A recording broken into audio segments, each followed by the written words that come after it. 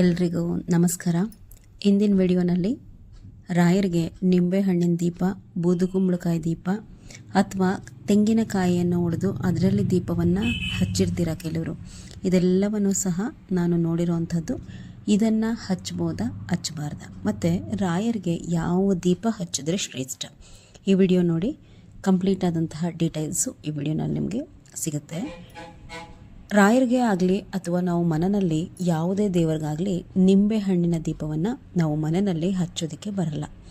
ನಿಂಬೆಹಣ್ಣಿನ ದೀಪ ಅಥವಾ ಬೂದುಗುಂಬಳಕಾಯಿ ದೀಪವನ್ನು ಯಾವುದೇ ಕಾರಣಕ್ಕೂ ನಾವು ಮನೆಯಲ್ಲಿ ಈ ಕುಂಬಳಕಾಯಿಯನ್ನು ಒಡೆದು ಅದರಲ್ಲಿ ದೀಪ ಹಚ್ಚೋದನ್ನು ಮಾಡಬಾರ್ದು. ಮತ್ತು ಮನೆಯಲ್ಲೂ ಸಹ ನಿಂಬೆಹಣ್ಣನ್ನು ನಾವು ಕೊಯ್ದು ದೇವರ ಎದುರಿಗೆ ಆಗಲಿ ಅಥವಾ ರಾಯರ ಎದುರಿಗೇ ಆಗಲಿ ನಾವು ದೀಪ ಹಚ್ಚೋದಕ್ಕೆ ಬರೋದಿಲ್ಲ. ಯಾಕೆ?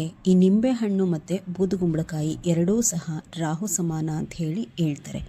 ಇದನ್ನು ಯಾವುದಾದ್ರೂ ಅಮ್ಮನವರ ದೇವಾಲಯಗಳಲ್ಲಿ ನಮ್ಮ ಮನೆಯಲ್ಲಿರುವಂತಹ ಕಷ್ಟ ಕಡಿಬೇಕು ಅಂತ ಹೇಳಿ ಕೇಳಿಕೊಂಡು ಆದಷ್ಟು ರಾಹುಕಾಲದಲ್ಲಿ ಮಾತ್ರ ಹಚ್ಚಬೇಕೇ ಹೊರತು ಇದನ್ನು ರಾಯರಿಗೆ ಹಚ್ಚುವಂತಹ ಯಾವುದೇ ಪರಿಪಾಠ ವಾಡಿಕೆ ಖಂಡಿತವಾಗಿ ಇಲ್ಲ. ರಾಯರಿಗೆ ನೀವು ಸೋಷಿಯಲ್ ಮೀಡಿಯಾಗಳಲ್ಲಿ ನೋಡಿ ಬೂದುಗುಂಬಳಕಾಯಿಯಲ್ಲಿ ದೀಪ ಹಚ್ಚೋದು ಅಥವಾ ತೆಂಗಿನಕಾಯಿಯನ್ನು ಒಡೆದು ಆ ಕಾಯಿನಲ್ಲಿ ದೀಪ ಹಚ್ಚೋದು ಅಥವಾ ನಿಂಬೆಹಣ್ಣಿನಲ್ಲಿ ದೀಪವನ್ನು ಹಚ್ಚೋದನ್ನು ಖಂಡಿತವಾಗಲೂ ಸಹ ಮಾಡೋದಕ್ಕೆ ಹೋಗಬೇಡಿ. ಇದರಿಂದ ಒಳ್ಳೆಯದಾಗೋದಕ್ಕಿಂತ ಹೆಚ್ಚು ಅನರ್ಥವೇ ಆಗುತ್ತೆ.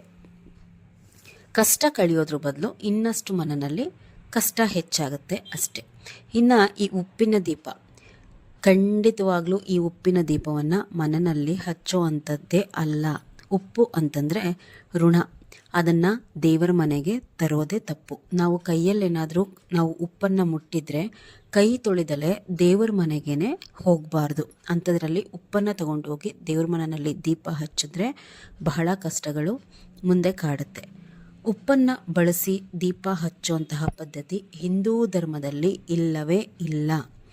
ಮನೆಯಲ್ಲಿ ನಾನಾ ತರಹದ ಕಷ್ಟ ಅನಾರೋಗ್ಯಗಳು ಉಂಟಾಗುತ್ತೆ ಈ ಥರ ದೀಪವನ್ನು ನೀವು ಹಚ್ಚಿದ್ರೆ.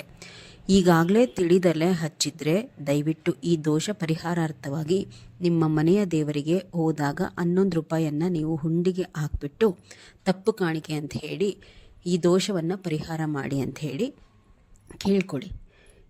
ಈ ರೀತಿ ನಾವು ಉಪ್ಪನ್ನು ಬಳಸಿ ದೀಪವನ್ನು ಹಚ್ಚೋದು ಸರ್ವತ್ರ. ಏನಕ್ಕೋಸ್ಕರ ನಾವು ಈ ಉಪ್ಪಿನ ದೀಪವನ್ನು ದೇವ್ರ ಮನೆಯಲ್ಲಿ ಹಚ್ಚಬಾರ್ದು ಅಂತಂದರೆ, ಈ ಕಲ್ಲುಪ್ಪಿರುತ್ತಲ್ಲ ಅದನ್ನು ಸಾಕ್ಷಾತ್ ತಾಯಿ ಲಕ್ಷ್ಮೀ ದೇವಿಯ ಸ್ವರೂಪ ಅಂತ ಹೇಳಿ ಹೇಳ್ತೀವಿ. ಹೀಗಾಗಿನೇ ಮುಟ್ಟಾದಾಗ 3 ದಿನ ಉಪ್ಪನ್ನು ಹೆಣ್ಮಕ್ಳು ಮುಟ್ಟಬಾರ್ದು ಮತ್ತು ಆದಷ್ಟು ಸಹ ಪ್ಲಾಸ್ಟಿಕ್ ಡಬ್ಬದಲ್ಲಿ ಉಪ್ಪನ್ನು ಹಾಕಿಡಬಾರ್ದು.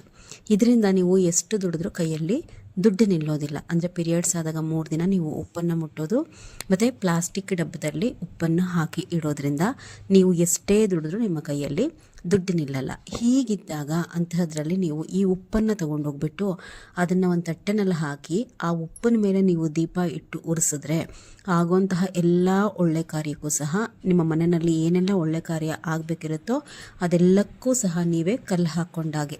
ಈ ರೀತಿ ದೀಪ ಹಚ್ಚೋದು ಎಲ್ಲೋ 1000ದಲ್ಲಿ ಒಬ್ಬರಿಗೆ ಕಾಕತಾಳೀಯ ಅನ್ನೋ ಹಾಗೆ ಅನ್ಎಕ್ಸ್ಪೆಕ್ಟೆಡಾಗಿ ಏನೋ ಒಂಚೂರು ಒಳ್ಳೇದು ಅನಿಸಿರ್ಬೋದು, ಬಿಟ್ಟರೆ ಖಂಡಿತವಾಗ್ಲಿ ಇದರಿಂದ ನೆಗೆಟಿವಿಟಿ ಉಂಟಾಗೋದೇ ಜಾಸ್ತಿ. ಉಪ್ಪಿನ ದೀಪ ಯಾರೂ ಸಹ ದೇವ್ರ ಮನೆಯಲ್ಲಿ ಹಚ್ಚಬೇಡಿ. ಇನ್ನು ರಾಯರಿಗೆ ಏನು ದೀಪ ಸರ್ವರ್ಥ ಶ್ರೇಷ್ಠ ಅಂತಂದರೆ, ರಾಯರಿಗೆ ತುಪ್ಪದ ದೀಪ ಸರ್ವರ್ಥ ಶ್ರೇಷ್ಠ.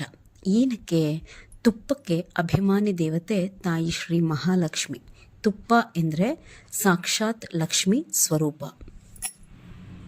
ಈ ತುಪ್ಪದಲ್ಲಿ ರಾಯರ ಮುಂದೆ ನೀವು ದೀಪವನ್ನು ಹಚ್ಚಿದಾಗ ನಿಮ್ಮ ಕಷ್ಟ ಅಭೀಷ್ಟಗಳೆಲ್ಲವನ್ನೂ ಸಹ ಶ್ರೀ ರಾಯರು ಕಳೆಯೋದ್ರ ಜೊತೆಗೆ ಮಹಾಲಕ್ಷ್ಮಿ ಸ್ವರೂಪಿಯಾದಂತಹ ಅಮ್ಮನವರನ್ನು ಸಹ ರಾಯರು ನಿಮ್ಮ ಕಷ್ಟ ಕಳೀರಿ ಅಂತ ಹೇಳಿ ಕೇಳ್ಕೊತಾರೆ ತಾಯಿನ. ಹೀಗಾದಾಗ ಅಮ್ಮನವರ ಅನುಗ್ರಹವೂ ಸಹ ನಿಮ್ಮ ಮೇಲೆ ಲಭ್ಯ ಆಗುತ್ತೆ. ಆಗ ನಿಮ್ಮ ಕಷ್ಟಗಳು ಬೇಗ ನಿವಾರಣೆ ಆಗುತ್ತೆ. ಹೀಗಾಗಿಯೇ ರಾಯರಿಗೆ ತುಪ್ಪದಲ್ಲೇ ದೀಪ ಹಚ್ಚಬೇಕು ಅಂತ ಹೇಳಿ ಹೇಳೋದು.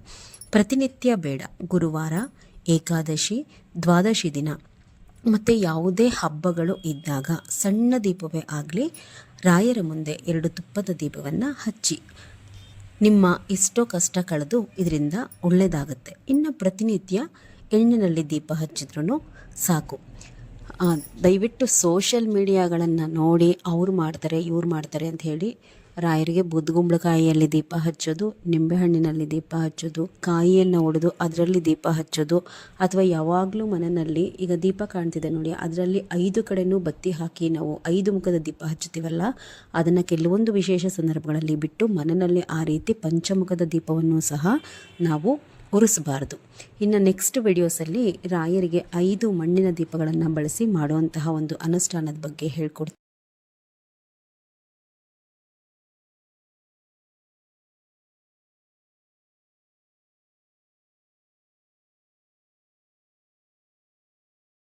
ಅದು ಸಹ ಬಹಳ ಸರಳವಾದಂತಹ ಅನುಷ್ಠಾನ. ಅದನ್ನು ಮಾಡಿಕೊಳ್ಳಿ. ರಾಯರಿಗೆ ಎಣ್ಣೆಯಲ್ಲಿ ದೀಪ ಹಚ್ಚಿ ಇಲ್ಲ ತುಪ್ಪದಲ್ಲಿ ದೀಪವನ್ನು ಹಚ್ಚಿ. ತುಪ್ಪದ ದೀಪ ಸರ್ವತ್ರ ಶ್ರೇಷ್ಠ.